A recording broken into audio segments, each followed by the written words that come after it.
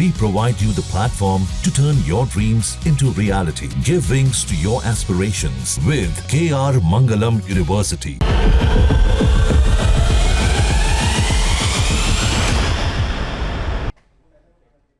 Israel के होलोन में 16 जून की सुबह आसमान से तबाही बरसी थी। ईरान की मिसाइल से होलोन शहर कांप उठा था। उस हमले में कई इमारतें ध्वस्त हो गई। आज न्यूज नेशन इजराइल के उसी होलोन में पहुंचा जहां खंडहर बन चुकी इमारतें उस भयानक सुबह की कहानी कह रही हैं। इजराइल के होलोन से राहुल दपास की रिपोर्ट देखिए।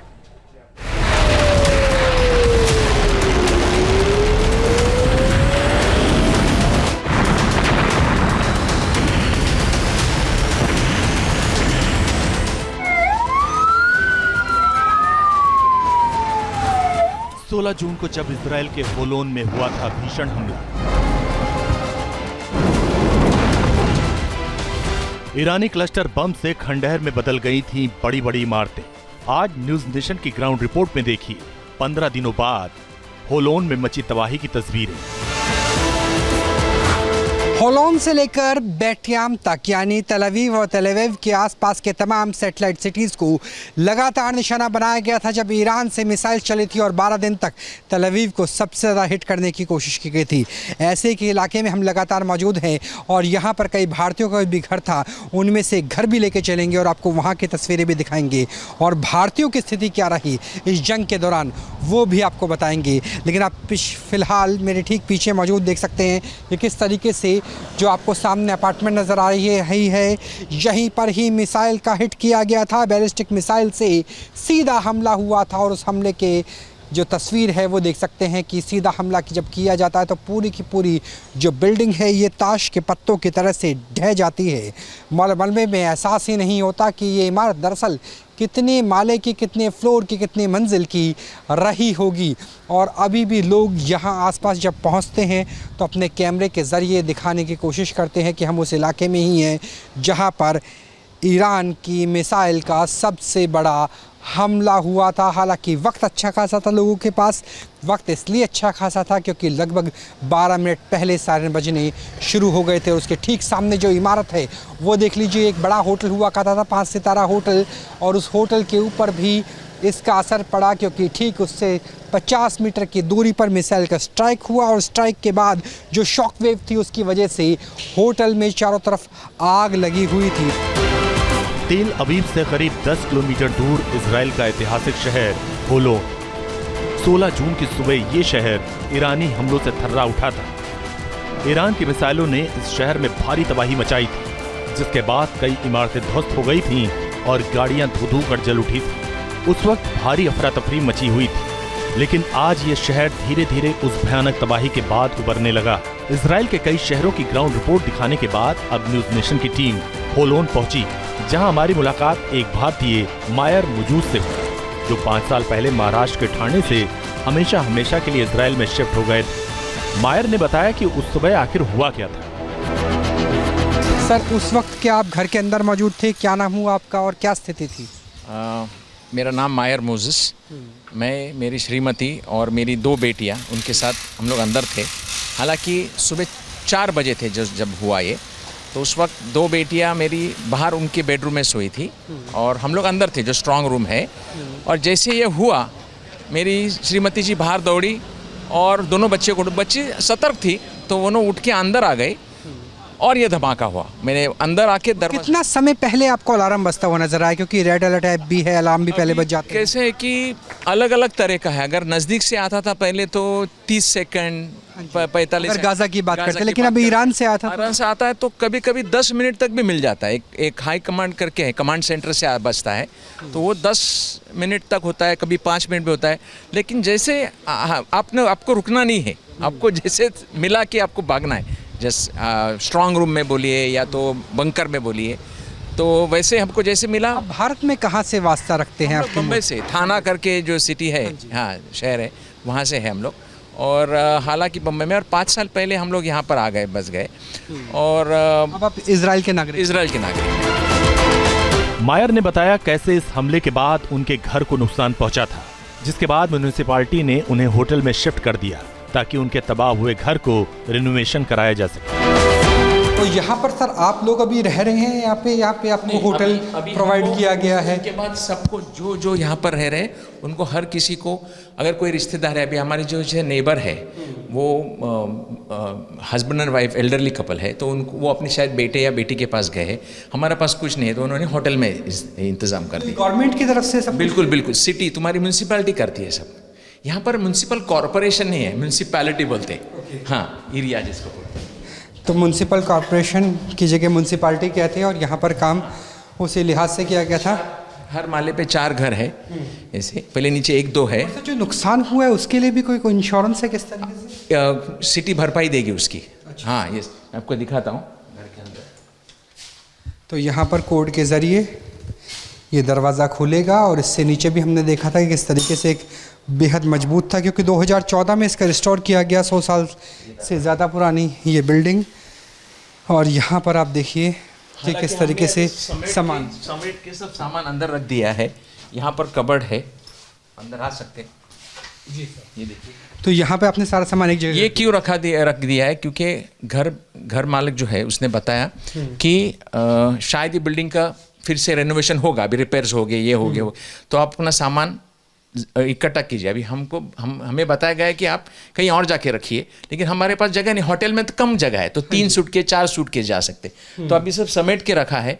अगर कहीं जगह नहीं मिली तो नए घर में चले जाएंगे, मैंने भाड़े से लेके, या तो फिर तो वो जो आपने भाड़े की बात की, जो रेंट की बात की, वो भी गवर्नमेंट देगी? नहीं, गवर्नमेंट नहीं दी, क्योंकि हम वैसे भी रेंट में रह रहे। शायद वो मदद करेगी हमको घर लेने के लिए या थोड़े दिनों के लिए। जैसे अभी होटल में रह रहे तो होटल में 2 रूम्स दिए हैं हमारे लिए, हमारे बच्चों के लिए अलग से, और वहाँ 3 वक्त का खाना, जैसे ब्रेकफास्ट, लंच और डिनर हो जाता है। वहाँ पर सुविधाएं, कुछ कपड़े दिए गए, कुछ टॉयलेटरीज दिए गए। वहाँ से बैठ के ही हम लोग को जैसे रजिस्टर।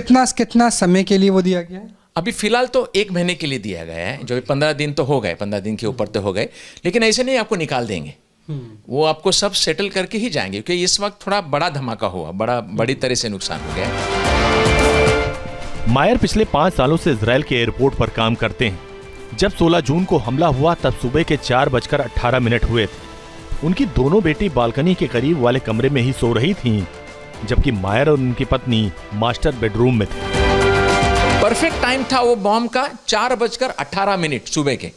हाँ, बिकॉज वो आता है सायर, उसमें बाद में देखा कितने बजे आया था, तो 4 बजे, तो अंधेरा था बाहर, बिल्कुल अंधेरा था। दोनों बच्चियां, जैसे मिसिज वहां से उठी, उसको बच्चे को उठाया और बच्चे भी जागे क्योंकि अगली रात की सायरन्स की आवाज तो बहुत तेज होती है और युद्ध चल ही रहा था। होता जैसे आप अभी बोलते ना कौवा जैसे सोता है एक आंख खुली रख के, वैसे ही आदत हो गई है थोड़ी सी।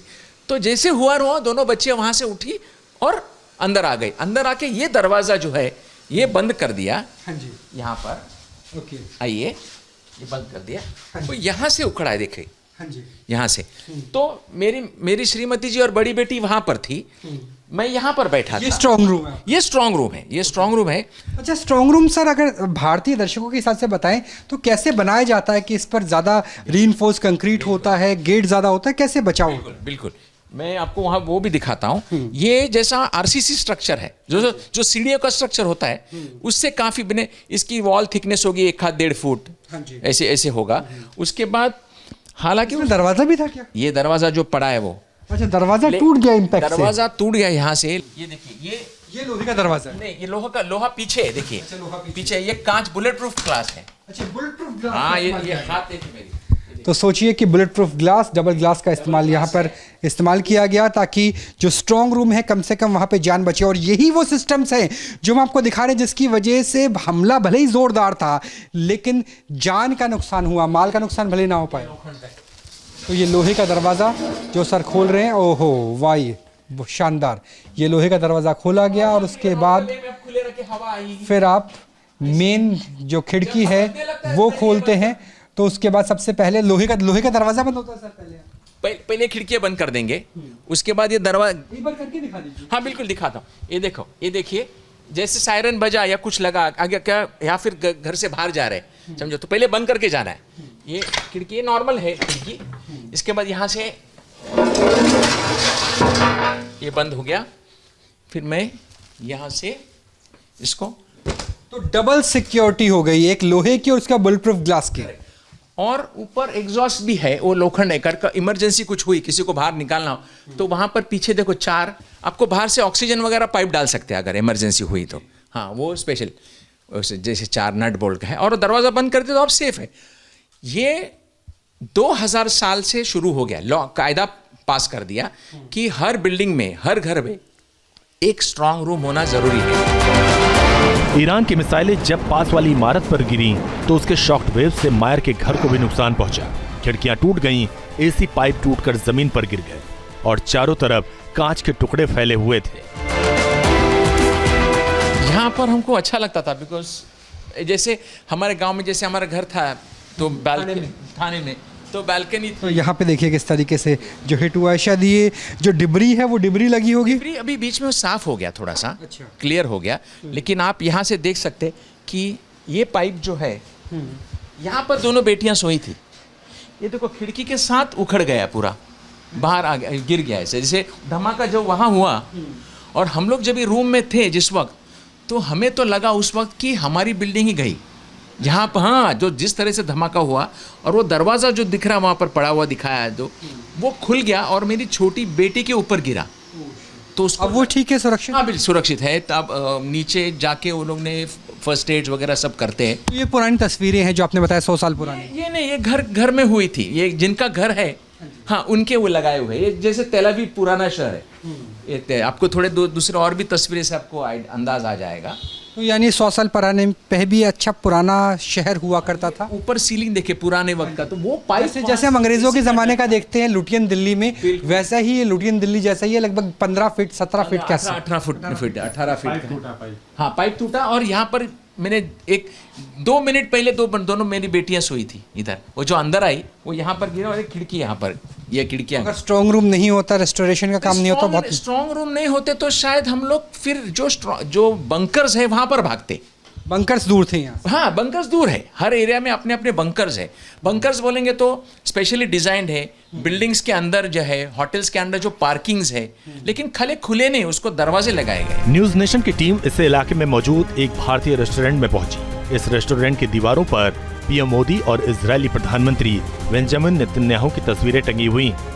साल 2017 में जब पीएम मोदी इजरायल के दौरे पर आए थे, तब वो इसी रेस्टोरेंट में भी पहुंचे थे। इस रेस्टोरेंट में हमारी मुलाकात एक भारतीय यहूदी परिवार से हुई, जो कभी महाराष्ट्र से पलायन कर इजरायल पहुंचे थे। ये परिवार आज भी भारत को भूले नहीं है।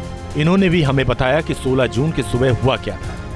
जिस रेस्टोरेंट में हम मौजूद हैं, दरअसल ये भारतीय व्यंजनों का रेस्टोरेंट है, जिस पर प्रधानमंत्री नरेंद्र मोदी से लेकर के बेंजामिन नेतन्याहू यानी इजराइल के प्रधानमंत्री भी यहाँ का दौरा कर चुके। जब प्रधानमंत्री तेल अवीव आए थे तब उन्होंने दौरा किया था, और बेंजामिन नेतन्याहू भी अपनी पत्नी के साथ कई बार भारतीय व्यंजनों को चखने के लिए, भारतीय स्वाद को लेने के लिए यहाँ आ चुके हैं। यहाँ पर बहुत से भारतीय मूल के यहूदी भी आते हैं, और उनके लिए भी जो 12 दिन का संघर्ष था ये बेहद खतरनाक रहा। दोनों ही देशों के संबंध कैसे हैं वो आप देख लीजिए कि यहाँ पर आपको इजराइल का झंडा भी नज़र आएगा और हिंदुस्तान का तिरंगा भी। और बात करने की कोशिश करेंगे कि ऐसा ही परिवार हमारे साथ है जो मूलतः मुंबई का रहने वाला था, महाराष्ट्र का। मैडम, आपसे जानना चाहेंगे, जब ये युद्ध हुआ 12 दिनों का, उस वक्त क्या आपके जहन में चल रहा था? कैसी स्थिति थी, कैसी परिस्थिति थी तेल अवीव में, आसपास के पूरे इलाके, होलोन में, बेरशेवा में? इधर अच्छा लगता था। जिसलो मिल्खमा नव्हती, लढाई नव्हती अशी, लाथारली लढाई होती इथं. It's a difficult time, but we are scared when there's the alarm, but mainly the life goes on, and we go to our work, and the children go to school, and उस time में school खुले हुए थे क्या बच्चों के? yeah, we learn to live with it. We know we are a strong people, and you say in Hebrew like Am Israel Chai. Israel हमेशा रहेगा, इतनी ही हमें भी हिब्रू अब समझ में आ गई। Are you feeling safe right now because war is stop, it's a ceasefire condition in Tel Aviv and all over the Israel? Yes, I'm feeling safe. Anything you can speak in Hindi because you have lineage from Maharashtra, India? Anything you can say? Namaste or Jai Hind or? I know Namaste. I know. Kasakai. Kasakai. कैसा है? News nation ने work visa पर काम कर रहे एक भारतीय chef से भी बात की। दरअसल 7 अक्टूबर 2023 को हुए हमास हमले के बाद अब इजराइल में फिलिस्तीन के लोगों को काम पर नहीं रखा जाता। इजराइल में काम करने के लिए भारत, श्रीलंका और फिलीपींस के हजारों लोगों को वर्क वीजा पर बुलाया गया है। उत्तराखंड के रहने वाले वासु नेगी भी उनमें से एक हैं, जो इस रेस्टोरेंट में शेफ का काम करते हैं। ईरान के साथ चले 12 दिन के संघर्ष के दौरान इजराइल में भारतीयों की स्थिति क्या रही, वो लोग जो वर्क वीज़ा पे काम करते हैं, क्योंकि 7 अक्टूबर 2023 के बाद इस इलाके में वेस्ट बैंक या गाज़ा के वर्कर्स को मना कर दिया गया और भारत, श्रीलंका, फिलीपींस से ही बड़ी संख्या में ब्लू कॉलर जॉब के लिए बुलाया गया। और शेफ भी हमारे साथ बात करने के लिए वासु नेगी है, उत्तराखंड के रहने वाले हैं।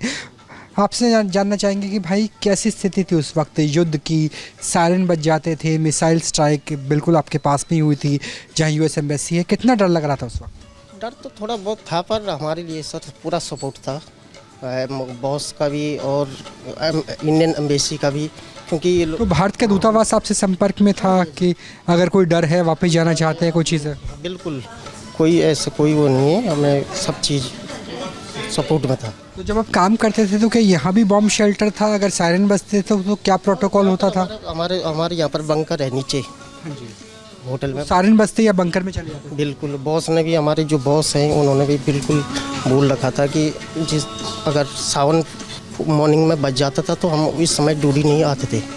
अच्छा, सुबह ही अगर सायरन बज गया तो ड्यूटी आने की छुट्टी मान जाती? छुट्टी करने बॉस ने पहले ही बोल रखा था। तो सैलरी कटती थी या पूरी मिलती थी? नहीं, सैलरी पूरी मिलती है।